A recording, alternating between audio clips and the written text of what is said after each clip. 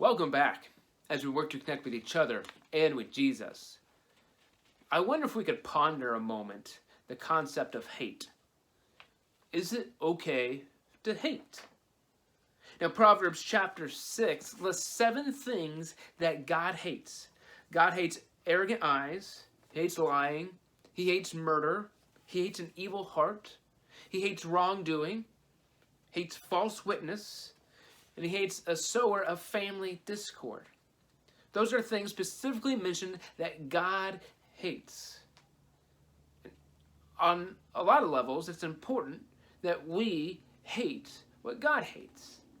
But we have to be careful because there's a fine line between righteous indignation and self-righteousness. Righteous indignation is not about me.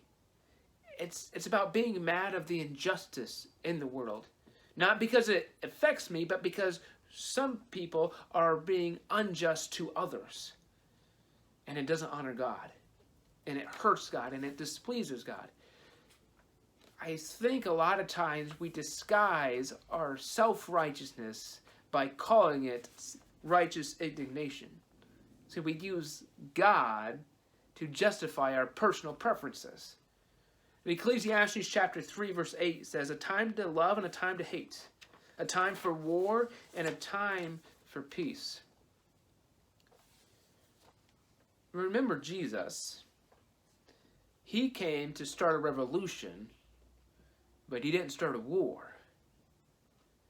The revolution that Jesus came to start was not about overthrowing the government by force. That's not going to do you any good. He came out of love, and his whole ministry, his whole life, his whole purpose was driven by his love for us, sinners. He died for us while we were still sinners. So how do we live in this world where we hate the things God hates, but we still love in the way that Jesus loves? I mean, there's the phrase, and sometimes it becomes cliche, that we're to hate the sin, but love the sinner.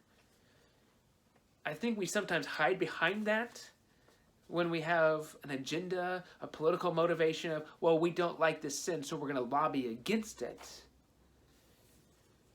We have to be real careful in how we hate.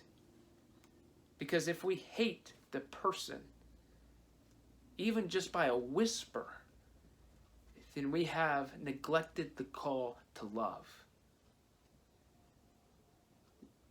John 13 tells us that the followers of Jesus will be recognized not by their hate, but by their love. And it also reminds me of the Martin Luther King quote, darkness can't drive out darkness. Only light can do that. Evil cannot overcome evil. Only love can overcome evil. There's a time to love, there's a time to hate. But we need to make sure we reside heavily in the love side of things. Because only when we reside in the love side of things can we then call out the sin. Otherwise, it becomes self-righteousness real fast. And I'm telling you what, the world can sniff self-righteousness out real easily. But when we love in the way that Jesus loved, we then confront the sin effectively. Stay connected to each other and to Jesus.